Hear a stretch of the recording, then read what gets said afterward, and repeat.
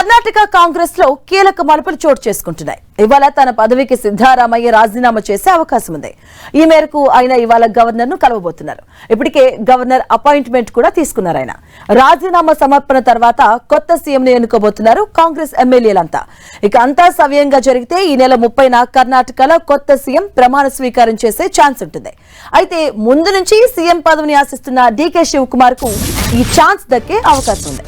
అటు సిద్ధారామయ్యకు రాజ్యసభ సీటును ఆఫర్ చేసి కేంద్రంలో కీలక పాత్ర పోషించాలని కోరినట్టుగా తెలుస్తుంది.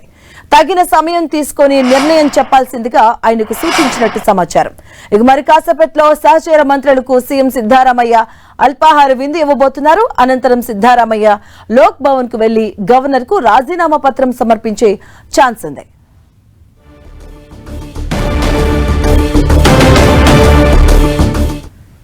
ఇదే అంశానికి సంబంధించిన పూర్తి డీటెయిల్స్ మా కరెస్పాండెంట్ గోపి అందిస్తారు. గోపి,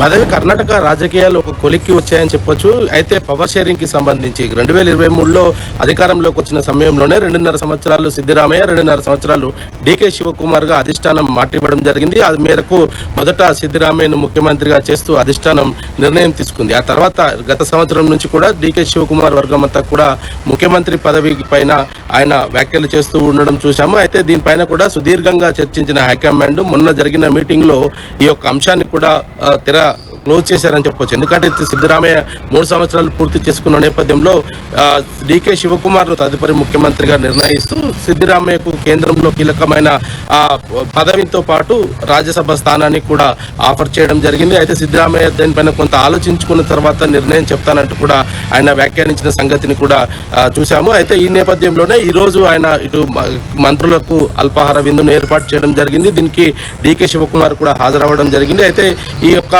అల్పాహార భేటీలో కూడా ఆయన రాజీనామాకు సంబంధించిన అంశమే ప్రధానంగా చర్చ జరుగుతుంది. అయితే ఒకవైపు ఆయన రాజ్యసభకు వెళ్తారా లేదా అన్న దానిపైన కూడా ఇంకా క్లారిటీ లేకపోయినప్పటికీ ఇప్పటికే లోక్ భవన్ లో గవర్నర్ అపాయింట్మెంట్ అయితే కోరడం జరిగింది. మరి కర్ణాటకలో ఇటు సిద్దిరామయ్య, డీకే శివకుమార్ గా ఉన్న ఈ యొక్క పంచాయతీ మరి డీకే శివకుమార్ ను ముఖ్యమంత్రిగా చేస్తూ నిర్ణయం తీసుకుని హైకమాండ్ సిద్దిరామయ్యను రాజీనామా చేయాల్సిందిగా కూడా కోరినట్టు సమాచారం అయితే అందుతుంది. ఒకవైపు ఏఐసిసి అధ్యక్షుడు మల్లికార్జున ఖర్గే రాజ్యసభ స్థానం ఖాళీ అవుతూ ఉండడంతో మరి అదే స్థానాన్ని అదే రాష్ట్రానికి చెందిన సిద్దిరామయ్య తోటి పూర్తి చేయాలనేది కూడా కాంగ్రెస్ హైకమాండ్ వ్యూహంగా మనం భావించవచ్చు. మరి దీంట్లో సిద్దిరామయ్య కొంత సుముఖంగా ఉన్నప్పటికీ ఆయన వర్గం మాత్రం రాజ్యసభకు వెళ్లాల్సిన అవసరం లేదు.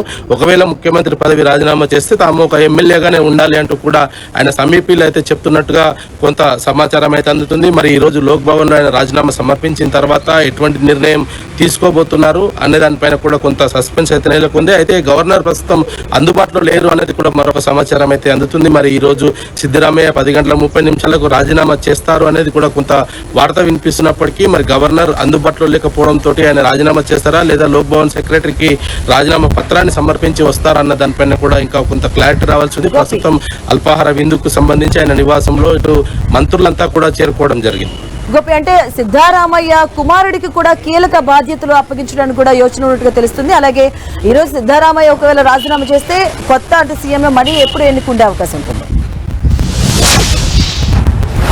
అయితే సిద్దిరామయ్య రాజీనామాకు సంబంధించిన అంశం పైన కూడా హైకమాండ్ వద్ద కొన్ని కీలక అంశాలను కూడా ప్రస్తావించినట్లయితే సమాచారం అందుతుంది. ఆయన కుమారుడికి డిప్యూటీ సీఎం తో పాటు మరో ఇద్దరికి కూడా డిప్యూటీ సీఎం ని ఆఫర్ చేసినట్టుగా తెలుస్తుంది. వాటన్నిటికీ కూడా అధిష్టానం అంగీకరించాలంటూ కూడా ఆయన కొంత ఒత్తిడి తెచ్చిన పరిస్థితి అయితే కనపడుతుంది. మరి ఈ నేపథ్యంలో ఇటు కేబినెట్ పోర్ట్ఫోలియోల మార్పులతో పాటు ముఖ్యమంత్రి మార్పు కూడా అనివార్యమైన నేపథ్యంలో మరి హైకమాండ్ సిద్దిరామయ్య చెప్పిన విజ్ఞప్తులను అంగీకరిస్తుందా లేదా అన్న దానిపైన కూడా ఇంకా సస్పెన్స్ ఉంది. సిద్దిరామయ్య ఒకవేళ రాజ్యసభకు గనక వస్తే ఆ తర్వాత జరిగే పరిణామాలు ఇతర అంశాలపైన కూడా అధిష్టానం దృష్టి సారించనుంది. ఒకవేళ ఇటు రాజీనామాకు సంబంధించి సిద్దిరామయ్య రాజీనామా చేసిన తర్వాత తమ కుమారుడికి కేబినెట్ లో చోటు లభిస్తుంది, దానికి సంబంధించి కూడా ఏర్పాటు చేస్తామని ఇప్పటికే హైకమాండ్ హామీ ఇచ్చిన నేపథ్యంలో మరి సిద్దిరామయ్య రాజీనామా తర్వాత కుమారుడిని డిప్యూటీ సీఎం చేయడంతో పాటు ఇతర కీలక పోర్ట్ఫోలియోలు సిద్దిరామయ్య వర్గానికి ఇచ్చే విధంగా కొంత ఒప్పందం జరిగినట్టుగా తెలుస్తుంది. మరి డీకే శివకుమార్ దీనికి అంగీకరించారు అంగీకరించినట్టుగా కూడా కొన్ని వార్తలు అయితే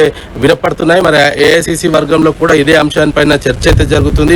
డికే శివకుమార్ సిద్దిరామయ్య షరతులను అంగీకరిస్తూ తాను ముఖ్యమంత్రి అవడం మాత్రమే ఆయన కోరుకుంటున్నట్టు, ఇతర పోర్ట్ఫోలియోకి సంబంధించి కావచ్చు, ఇతర అంశాలపైన హైకమాండ్ ఏ నిర్ణయం తీసుకున్నా తమకు ఎటువంటి అభ్యంతరం లేదనేది కూడా ఆయన గత మీటింగ్ సందర్భంలోనే డికే శివకుమార్ ఒక క్లారిటీ ఇచ్చినట్టుగా అయితే మనకు సమాచారం అందుతుంది. మరి ఈ రోజు సిద్దిరామయ్య రాజీనామా తర్వాత జరిగే పరిణామాలపైన అయితే చూడాలి. మరి ఇప్పటికే కర్ణాటకలో సిద్దిరామయ్య నివాసం దగ్గర నుంచి ఇటు డికే శివకుమార్ నివాసం వద్ద కూడా భారీగా బందోబస్తును ఏర్పాటు చేయడం జరిగింది. అల్పాహారం ఎందుకు ఇటు ముఖ్యమైన నేతలతో పాటు కేబినెట్ మినిస్టర్స్ అంతా కూడా రావడం జరిగింది. మరి ఈ రోజు భేటీలో అనేక అంశాలపైన చర్చించడంతో పాటు పవర్ షేరింగ్ కి సంబంధించి ముఖ్యమైన పోర్ట్ఫోలియోస్, ఇతర అంశాలపైన కూడా సిద్దిరామయ్య ఇటు డికే శివకుమార్ తోను అదేవిధంగా ఇతర కేబినెట్ మినిస్టర్ తోటి కూడా చర్చిస్తారు. ఆ తర్వాత ఆయన లోక్ భవన్ కి వెళ్లి రాజీనామా సమర్పిస్తారనేది మాత్రం కొంత సమాచారం అంటే గోపి ఏదైతే ఖాళీ అయిన స్థానాలకు రాజ్యసభ ఎన్నికలు ఉన్నాయో, సో ఈ నేపథ్యంలో అది అయినంత వరకు కంప్లీట్ అయినంత దీన్ని పోస్ట్ పోన్ చేస్తారా, లేదా ఇప్పుడే ఈ ప్రక్రియ ముందుకెళ్లే అవకాశం ఉంటుందా? అంటే జూన్ 18th వరకు దీన్ని ఏమైనా పోస్ట్ పోన్ చేసే అవకాశం ఉంటుందా?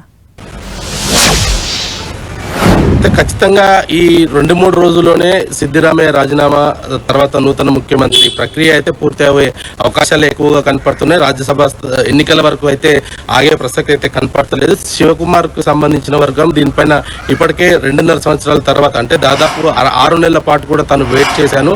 2.5 సంవత్సరాల తర్వాత పవర్ షేరింగ్ కి సంబంధించిన అంశం పైన హైకమాండ్ కొంత సానుకూల నిర్ణయం తీసుకోవాలనేది కూడా గతంలో తాను దృష్టికి తీసుకొచ్చిన అంశాన్ని, ఇతర అంశాలను కూడా హైకమాండ్ దృష్టికి తీసుకువెళ్ళడం జరిగింది. మరి 6 నెలల వ్యవధి ఇప్పటికే ఎక్కువ గడువు ఇచ్చాను కాబట్టి తాను ఇకపై ఆగే ప్రసక్తే లేదంటూ కూడా ఆయన హైకమాండ్ పెద్దలతో చర్చించినట్టుగా తెలుస్తుంది. దానికి సంబంధించి మొన్న జరిగిన ఇంద్రభవన్ లో జరిగిన అంశంలో కూడా డికే శివకుమార్ ఇదే అంశాన్ని ప్రస్తావించారు. మొత్తంగా చూసుకుంటే ఇటు సిద్దిరామయ్య ఈ రోజు రాజీనామా చేస్తే 1-2 రోజుల్లోనే డికే శివకుమార్ ముఖ్యమంత్రిగా ప్రమాణ స్వీకారం చేయడంతో పాటు కొంతమంది మంత్రులు కూడా ప్రమాణ స్వీకారం చేసే అవకాశాలు అయితే కనపడుతున్నాయి. Thank you Gopi.